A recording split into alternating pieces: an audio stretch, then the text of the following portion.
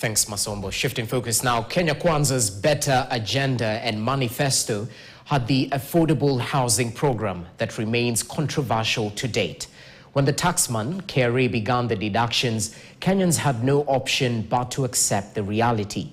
Their biggest hope was that President William Ruto's administration will deliver the promises as required. Barely 2 years into power, the program has experienced some changing dynamics. Our reporter, Vera Mora, analyzed the NHC's Strategic Plan 2023 to 2027 and prepared this report. Waeleza ya kwamba tutakuwa na mpango wa housing.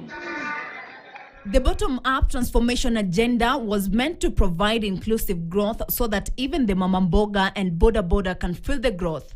Several administrations have tried to implement the affordable housing agenda but failed. Sababu hiyo ndio tulikuwa na mpango, tukaweka katika sheria, tukatengeneza housing fund.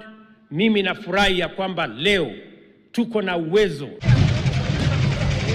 The ruling Kenya Kwanza's first year in office saw them put forward the best foot regarding this agenda despite strong opposition.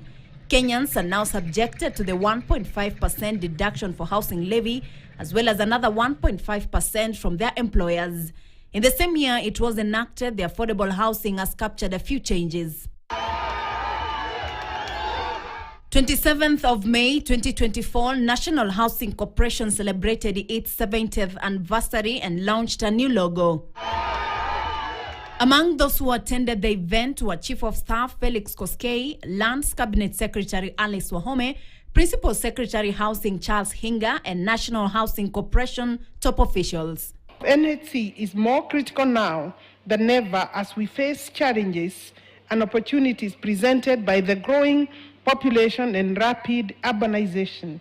The government's bottom-up economic transformation agenda, that is better, which prioritizes affordable housing, underscores our commitment to addressing these challenges head-on. The initial budget for housing was 450 billion Kenyan shillings.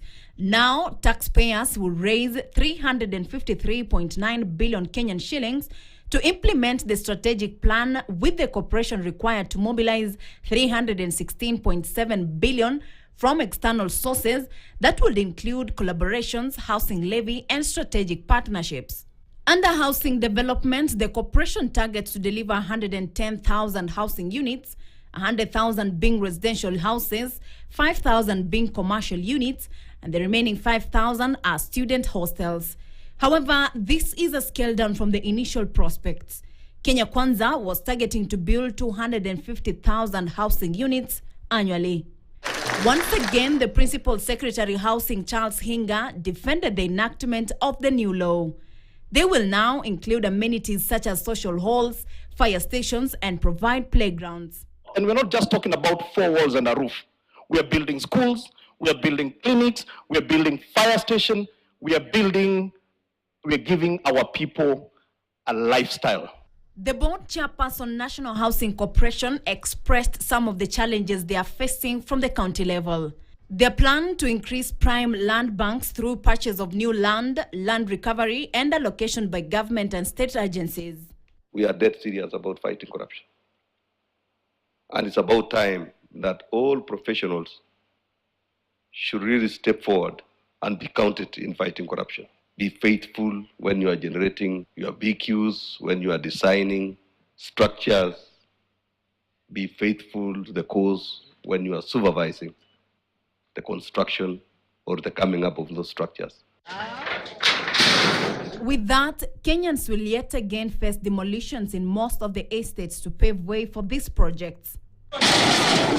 You are going to see a lot of reinvigoration, urban renewal, uplifting of our estates, a bit of facelifting, and of course, some of the estates will bring them down so that we can build new structures. Over the years, government has supplied 50,000 houses to the market when the demand is 200,000 housing units annually. In the financial year 2022-2023 budget, the affordable housing program was allocated 27.7 billion Kenyan shillings against the 416 billion that was required to meet the government's target of 250,000 housing units per annum. From the strategic plan, still the Kenya Kwanza government has a miss in terms of financing, having planned to work with 353.9 billion Kenyan shillings. Tumekuja hapa kuanzisha hii mradi ya manyumba hapa. Hii sehemu hii tunajenga nyumba 1,000 hapa. To satisfy the unmet need for decent and affordable housing, provision of suitable housing to Kenyans form a critical delivery pillar in the Kenya Vision 2030, which aims to transform the country into an industrialized middle-income economy, providing high-quality life for all the citizens by the year 2030. It is against this backdrop that the Kenya Kwanza administration, through the bottom-up agenda, was identified. Now all eyes on Kenya Kwanza government. Vera Mura, PTN News, Nairobi.